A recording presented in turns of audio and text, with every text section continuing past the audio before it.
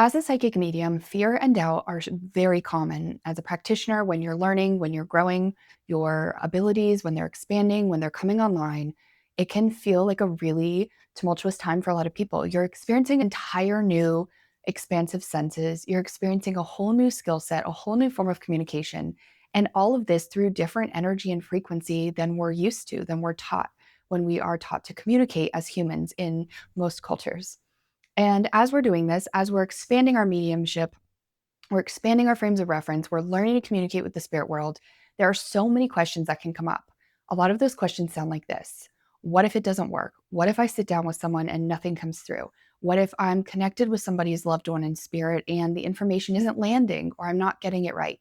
These are all real world fears. But what I will say around this, and one thing that's really important to note that I didn't actually discover early on in my journey, that's taken me almost the entire time I've been a practitioner to fully understand until this last year, where things really clicked into place and expanded for me, is that when you entertain the fear and doubt, when you give them voice, when you don't work with them, when you let them kind of fester and control the experience, they are in fact the blockers.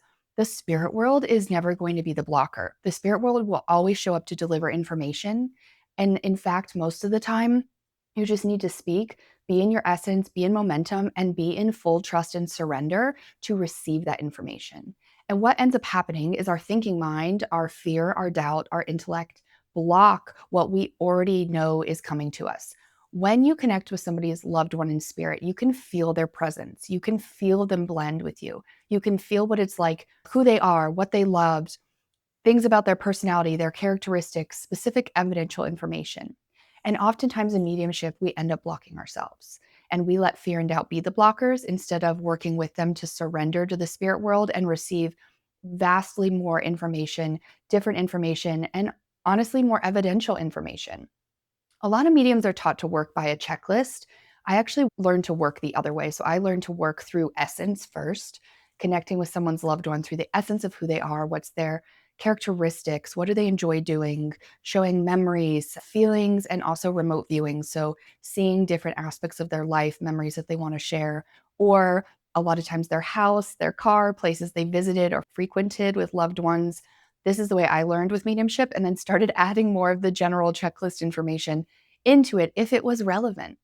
Fear and doubt block us so often. So here are a few ways that you can work with fear and doubt so that you can unblock yourself in your mediumship. And if you're just exploring this or you're new to it or you're interested in it, you can go into it with a lot more trust and flow and surrender. Everything changed for me when I started saying this. I fully trust the spirit world. I'm in complete flow and surrender. I accept everything the spirit world is trying to show me from a place of love and kindness and high frequency. And as I do that, and as I blend with someone's loved one in spirit, I accept the information is absolutely unequivocally going to find me. When I open sessions like this, before I sit down with a client, it goes way smoother because I'm saying, no matter what comes up, no matter how many times my thinking mind gets in the way, I'm always going to turn back and trust the spirit world. I'm always going to give over all of myself to this experience and let my human step out of the way for a minute. That brings me to point number 2 about having your human step out of the way. So, one thing I learned early on from a teacher of mine, Daisy Thompson, was how to put your intellect aside. And what you can do is twofold. You can either say it.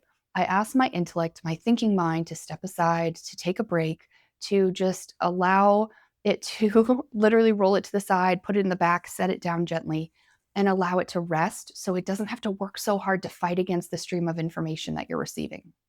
The second one is visually or physically placing it. Some people like to put their hands above their head, bring their intellect down, and like bring it off to the side for a minute. Give it a little break and just say, I'm giving you a break. You work so hard, but this is not the time or place that you need to work. This is for me and the spirit world, and the frequency is very different and the energy is very different. And you don't have to get in the way and try and control it because I know what I'm doing and I trust the spirit world and I trust the information coming to me is what is meant to find me. So we want to make sure that we ask our intellect or actually physically put our intellect off to the side to keep us unblocked. The other thing that I want to mention is if you're in session or if you're practicing or if you're in a practice group and you start to feel your mind click in, it feels very different than when you're receiving information. When you receive information, you start speaking and the information just comes out of your mouth. You don't actually have to process it as much intellectually, other than to make sure you're doing it ethically and lovingly. But you typically start speaking before you even know what you're going to say. When your thinking mind clicks in, it's going to feel very, very different in mediumship. It's going to feel sticky. It's going to feel like you're churning. It's going to feel like you're dropping into a lower frequency, not that vibration you brought yourself up to before the session. It's often going to feel like cogs in a wheel turning. It can actually almost feel kind of painful, like, oh, I'm between two worlds, right? I'm turning and thinking and being in this energy, but then I'm also connected with the spirit world and I'm like really up here and I'm feeling that energy. It can feel like a tug of war. If you start to feel that tug of war, that is an incredible time to pay attention. That's when you go, okay, this is not the energy I'm looking for. This is not the frequency I'm connected with. I'm going to bring myself back into the flow. So then you say to yourself or even to your client, hey, I'm noticing my intellect clicking in a little bit. I'm surrendering back to the flow. I'm reconnecting with the spirit world. I'm bringing the energy back up. Just give me a second. When we acknowledge all of these things, when we go through this process of working with our fear and doubt, it's not that we dismiss it and stuff it down. It's actually that we acknowledge it, we work with it. We do not give it power over us. We integrate it because we are human and all of these things will come up. It's a very natural human experience. When you're doing something that's new outside your comfort zone or traditionally has been taught to you and said, hey, this isn't possible. Well, it is possible. I do this work every day with clients from all over the world. And I will tell you that when I started embracing working with my fear and doubt, even in the middle of a session, vocalizing it outwardly and owning it, it became so much less of a challenging situation and more of a recognition of, I see what my nervous system, my mind, my intellect is trying to do, but hey, you're not needed here.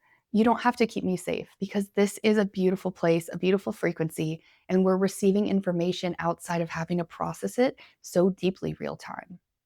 These are the ways I work with fear and doubt. It's totally natural. And if you're going through this too, just know that it is something that we all go through. I still go through it in sessions, sometimes in the middle, sometimes at the end, sometimes not at all, but it is variable and you will likely work with this for your entire mediumship. I don't know very many mediums who don't have this creep up from time to time or can feel their intellect get in the way when they're in session or up in a group situation. But when we embrace it, it becomes a lot less scary and a lot more normal, and we make space for it and we make peace for it. So if this has helped you out, if you love learning more about mediumship, I want to make sure you can find me again. So go ahead and like and subscribe the video, leave a comment. I'd love to know where you're at in your journey, and let's connect because I'm sharing information about mediumship, quantum leaping, manifestation, psychic development, and intuitive guidance. I'm so excited you're here, and I can't wait to see you again.